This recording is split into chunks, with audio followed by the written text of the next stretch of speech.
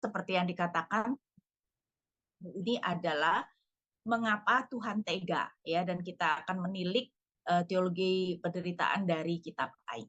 Ayub berkata di ayat 10, tetapi jawab Ayub kepadanya, engkau berbicara seperti perempuan bebal. Apakah kita mau menerima yang baik dari Allah tetapi tidak mau menerima yang buruk? Ya, jadi kita melihat kedua di dalam dua respon Ayub yang menerima ini, respon Ayub adalah suatu hal yang sangat luar biasa. Next. Nah, saya mau memberikan kutipan dari Arthur Ashe, ya. Saya tidak tahu saudara tahu tidak, Arthur Ashe ini dia adalah seorang pemain tenis African American yang pertama dan satu-satunya yang merupakan juara satu US Open dan Wimbledon singles titles. Nah, dia meninggal akibat penyakit AIDS, tapi penyakit AIDS yang bukan didapatkan karena dia hidup dengan secara tidak benar. Penyakit AIDS itu dia dapatkan ketika ia mendapatkan transfusi darah dalam operasi pada waktu itu tahun 1980-an. Dia kemudian kira-kira 10 tahun kemudian, tahun 90-an dia sudah meninggal, saudara. Ya, nah, jadi pada waktu itu ketika transfusi darah belum dicek apakah darah itu ada AIDS atau tidak, dan gara-gara waktu dia operasi mendapatkan transfusi darah tersebut dia mendapatkan AIDS. Dan kemudian dia cukup banyak fansnya, ya, dan dia adalah orang Kristen, dan salah satu fansnya kemudian menuliskan surat kepadanya menunjukkan kekesalannya terhadap Allah. Kok Allah tega, ya, membiarkan itu terjadi pada Arthur Ashe, dan dia menjawab dengan sangat-sangat baik. Saya rasa mirip dengan perkataan Ayub, walaupun di dalam mungkin nuansa yang sedikit agak berbeda. Karena itu next kita melihat perkataannya yang sangat terkenal, ya. Saudara bisa Google untuk mendapatkannya. Dia mengatakan mungkin secara umum kira-kira 5 juta anak mulai main tenis, tetapi dari 5 juta cuma kira-kira 10%, yaitu 500.000 yang belajar main tenis, dan kemudian 50.000 ikut pertandingan. Maksudnya ya pertandingan di RT-nya lah, atau di wilayah apa, pertandingan kota dan sebagainya, dan akhirnya ada 5.000 yang tentu saja adalah profesional yang mencapai Grand Slam. Dari 5.000 itu 50 masuk Wimbledon, akhirnya 4 masuk final dan 4 masuk semifinal dan 2 final. Dan ketika dia menang, dia berkata, aku tidak pernah bertanya pada Allah, mengapa aku? Jadi sekarang aku sakit, aku juga tidak seharusnya bertanya pada Allah, mengapa aku? Nah, itu sejalan dengan tadi perkataan Ayub, ya. Apakah kita mau menerima yang baik dari Allah tetapi tidak mau menerima yang buruk? Saudara sadar nggak ketika hal baik terjadi, kita kok nggak pernah bertanya kepada Allah, Tuhan kenapa aku? Tapi begitu hal yang kita tidak suka, kita bertanya kepada Allah, Tuhan, why me? Why me, Lord? Kenapa aku yang sakit? Kenapa aku yang mendapatkan malapetaka tersebut? Dan saya rasa insight Arthur Ashe itu sangat baik, ya. Dia juga adalah seorang Kristen. Jadi saudara, ini sejalan dengan perkataan Ayub. Tapi next kita akan melihat Ayub bukan hanya berespon dengan baik, ada satu hal lagi yang dilakukan Ayub, yaitu keberanian Ayub bertanya pada Tuhan.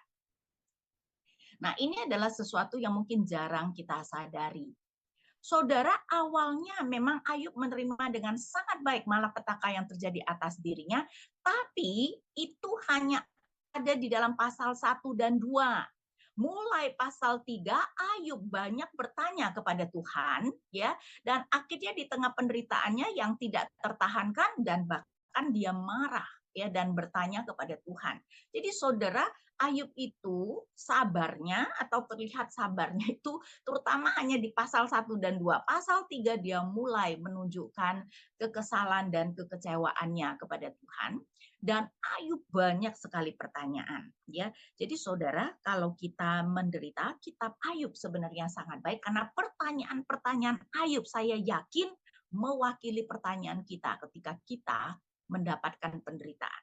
Kan itu kita melihat contoh pertanyaan, ya, seperti yang tadi sudah dibacakan. Ya, next kita melihat Ayub mengajukan banyak pertanyaan lebih daripada yang saya tuliskan di sini, saudara ya. Tapi menurut saya ini adalah pertanyaan-pertanyaan yang menarik yang mungkin sering tanpa sadar kita pikirkan. Mengapa aku tidak mati waktu aku lahir? Buat apa sih Tuhan aku lahir ya hidup kalau untuk menderita seperti ini?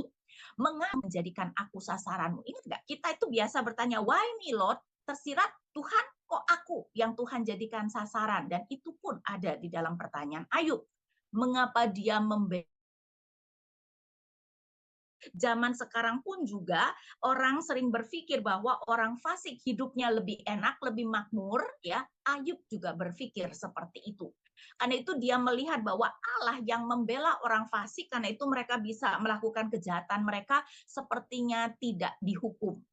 Nah, mengapa engkau menganggap aku sebagai musuhmu? Jadi, saudara ya, pertanyaan-pertanyaan Ayub coba ya, kalau kita sendiri juga banyak pertanyaan ya, maka benar-benar pertanyaan Ayub itu bisa mewakili pertanyaan kita, bukan rancanganmu. Bahwa apa yang terjadi, apa yang Allah kerjakan sering sekali berbeda dengan apa yang kita pikirkan. Dan memang ya, apa yang terjadi pada Ayub adalah sesuatu yang di luar kayaknya ya, di luar mungkin hukum Allah yang umum.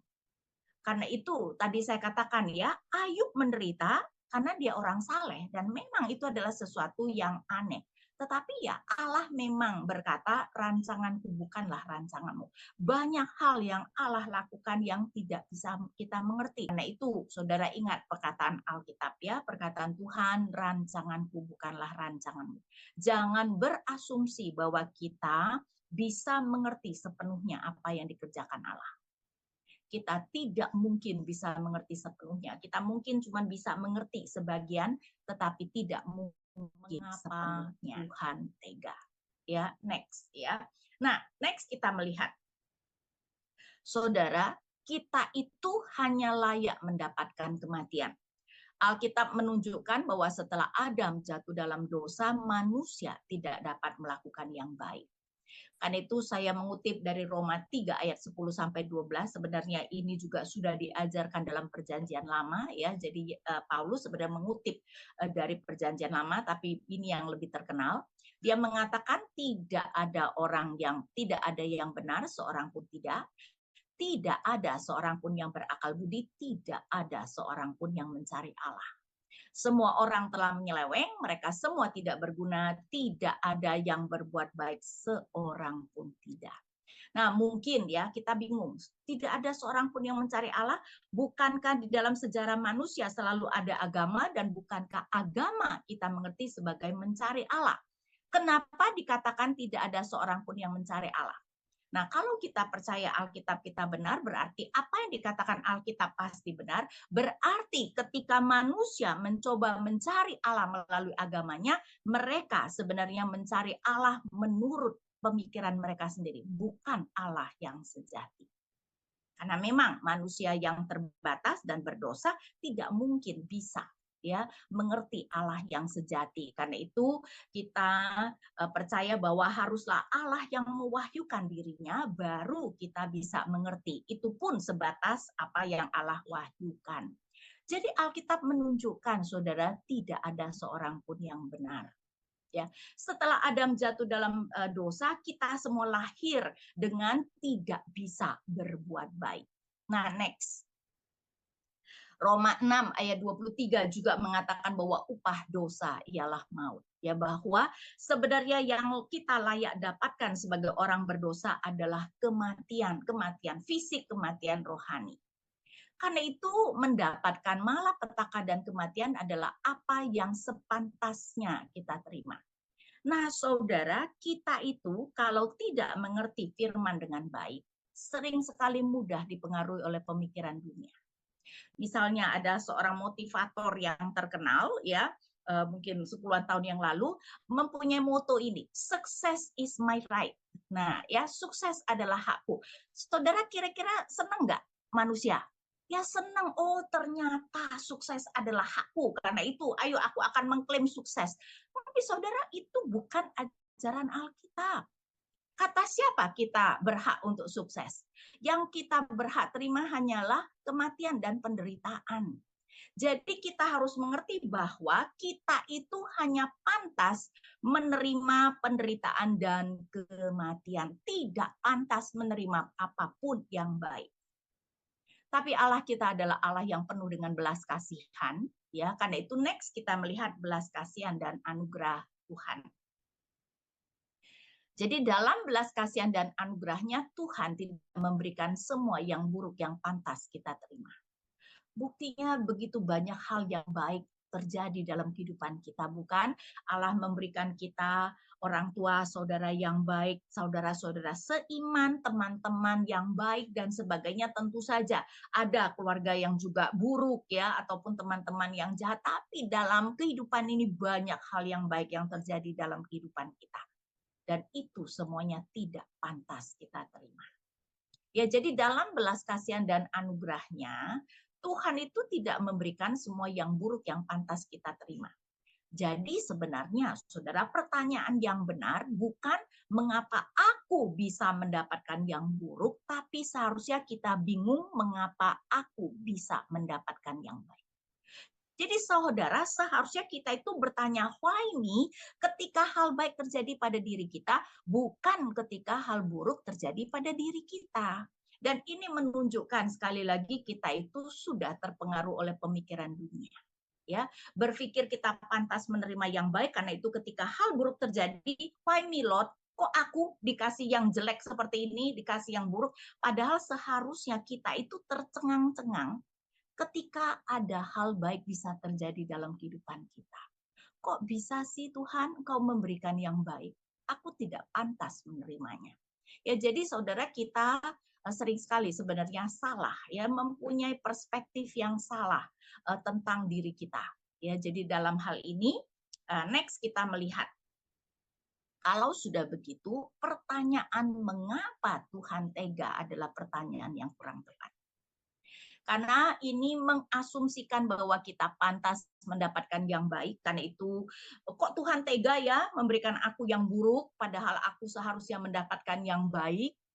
Mengasumsikan bahwa Allah tidak adil ketika membiarkan kita menerima konsekuensi dosa kita atau dosa orang di sekeliling kita. Kok Tuhan teganya sih membiarkan aku menderita dari, walaupun itu adalah akibat dosa kita, kalaupun bukan akibat dosa langsung dari kita, adalah akibat dari dosa sekeliling kita. Saudara, tidak ada satupun penderitaan kita bukan karena dosa.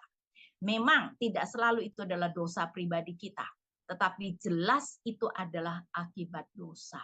Kalau tidak ada dosa, kita tidak akan sakit. Kalau tidak ada dosa, ya tidak ada orang yang akan berbuat jahat dan sebagainya.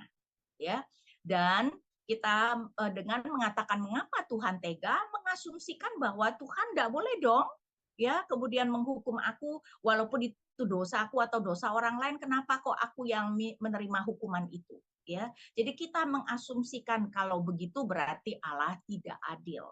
Next, kemudian kita juga mengasumsikan bahwa Allah berkewajiban untuk menyingkirkan segala yang buruk yang dapat terjadi dalam kehidupan kita. Dan itu kan yang kita, Tuhan kok tega sih membiarkan itu terjadi? Kenapa Tuhan tidak singkirkan? Bukankah begitu mudah untuk Tuhan melakukan hal itu? Dan kita marah, kenapa Tuhan tega membiarkan itu terjadi? Emangnya Tuhan berhutang harus menyingkirkannya? Saudara, Tuhan tidak berkewajiban untuk menyingkirkan segala yang buruk yang dapat terjadi dalam kehidupan kita. Karena yang buruk itu terjadi, itu adalah karena memang kita adalah manusia berdosa. Ya, karena itu next. Pertanyaan yang lebih baik menurut saya adalah mengapa Tuhan tidak tega? Tidak tega membuang kita manusia berdosa yang pantas mati. Mengapa Tuhan tidak membuang saja semua kita? Mengapa Tuhan masih mau memberikan pemeliharaannya, kebaikannya? Kenapa Tuhan tidak tega membiarkan semua yang buruk terjadi dalam kehidupan kita? Saudara, kita pantas mendapatkan semua yang buruk dalam kehidupan ini. Karena kita adalah manusia berdosa. Ya, dan upah kita adalah maut. Itu adalah perkataan Alkitab, ya.